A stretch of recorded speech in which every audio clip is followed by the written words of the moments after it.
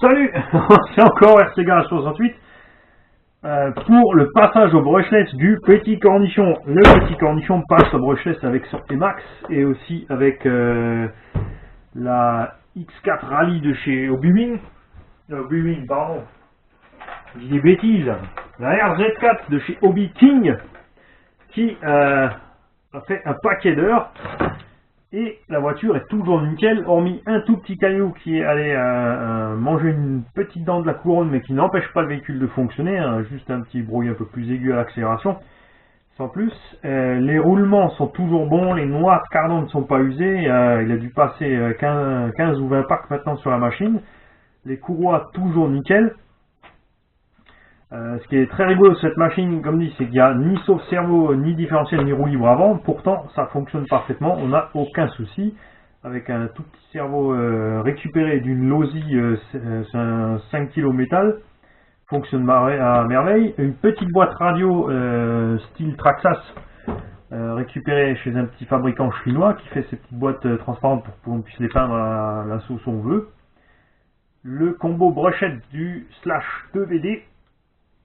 Qui emmène cette petite machine quand même à un bon 35-40 à l'heure, largement suffisant pour le petit. Et là j'ai commandé un moteur SkyRC Toro, le tout simple, le rainuré, un petit 10 tours 3000 kV parce que c'est largement suffisant, ce sera moins lourd que le combo qui est dedans, on pourra mettre du Lipo 2S et être largement plus performant, alors le brider pour garder les performances, mais économiser en consommation puisque le problème en NIMH et en moteur à charbon, c'est la consommation. L'avantage, c'est que le gamin peut rouler jusqu'à ce que la voiture s'arrête. On peut le laisser rouler sans surveillance. Mais comme il commence à aller un peu plus vite, il roule de toute façon avec nous. Et comme le combo est orange, il ira super bien avec le châssis. Parce que moi, j'aime quand mon moteur a la même couleur que mes anodisations de châssis. Il est un peu grave, man. Le Emax du petit donc qui est à la base un brochette avec deux moteurs Titan qui a ici reçu tout le traitement full RPM, souvenez-vous, les amortisseurs Big Bore que nous a envoyé Skywalker, encore une fois merci Luc, franchement super sympa.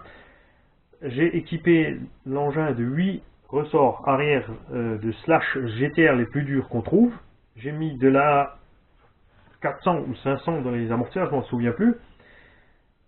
Et regardez, voilà, atterrissage parfait, on tape pas le châssis, le véhicule est mou à souhait grâce au ressort progressif Traxxas.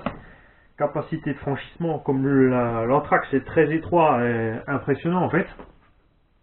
Il arrive presque à passer partout, passe le Summit, sauf bien sûr quand je nécessite le blocage différentiel qui ici n'est pas disponible. Peut-être un truc à équiper, à voir, un Emax avec blocage différentiel, puisque la boîte de vitesse c'est pas un souci, ça existe déjà. Bref, revenons-en à nos petits moutons. Le Reaper 2000 kV sorti du Thunder Tiger Karoq, puisque celui-ci tourne avec un Léopard. D'ailleurs, faudra que je vous fasse les vidéos en 6S de la machine.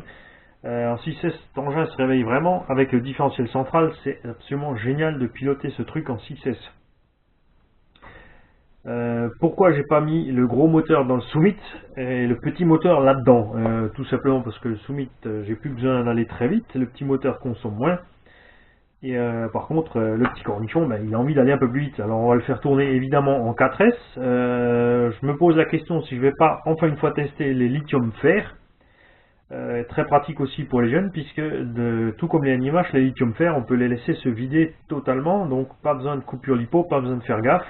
Ce sont des batteries pas sensibles du tout. Bien sûr, en 4S lithium fer, on serait qu'à l'équivalent de 3S lipo au niveau patate. Suffisant, bien sûr, pour le petit. J'ai mis le VXL6 du Emax là-dedans. Ce qui est génial avec ce VXL6, c'est qu'il a un frein, qu'on aille en marche arrière ou en marche avant. Beaucoup de variateurs, quand vous allez en arrière, dès que vous mettez la marche avant, vous bloquez les roues et l'engin a un tout petit temps pour repartir en avant. Alors que le Vélino, lui, a un frein progressif avant-arrière, donc en fait c'est complètement égal dans quel sens il fonctionne de la même façon. Ce qui était très rigolo, c'est que là, quand en 4S, le véhicule part absolument pas brutalement. Alors, je ne sais pas si c'est parce que ce variateur a la dernière mise à jour, donc il détecte qu'il est en 4S, et pour éviter de surcharger les batteries à accélération, comme il est prévu donc dans un engin de 10 kg, et il met la sauce progressivement. Donc l'engin part exactement comme avec le moteur à charbon.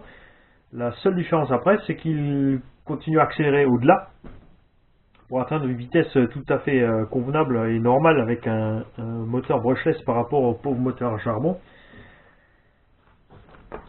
Et tout ça en consommant beaucoup moins, puisque avec 2 NIMH, le moteur à charbon autonomie 12-15 minutes, avec le moteur brushless, même avec les NIMH, on tient déjà 20 minutes.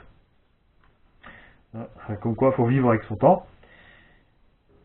Là aussi, totalement étanche. Le petit cornichon, ben, il a bien appris, il entretient bien sa machine. Pareil, hein, passer dans les champs, la boue, etc., etc. Elle est pourtant relativement propre. Il m'a fait ça bien, le petit cornichon. On a toujours le kit visserie d'origine Traclass, qui n'est pas plus rouillé que ça encore pour l'instant. La carrosserie Seben, décidément indestructible, immortelle, elle résiste à tout.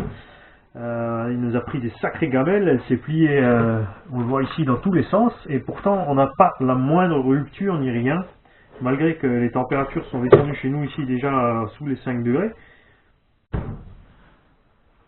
Alors, si vous voulez une vidéo de cet engin en roulant en brushless soft, puisque un Emax, je le répète, ne peut pas encaisser 6S, c'est beaucoup trop court, c'est du n'importe quoi, mais en 4S c'est vraiment funky à rouler ce petit machin.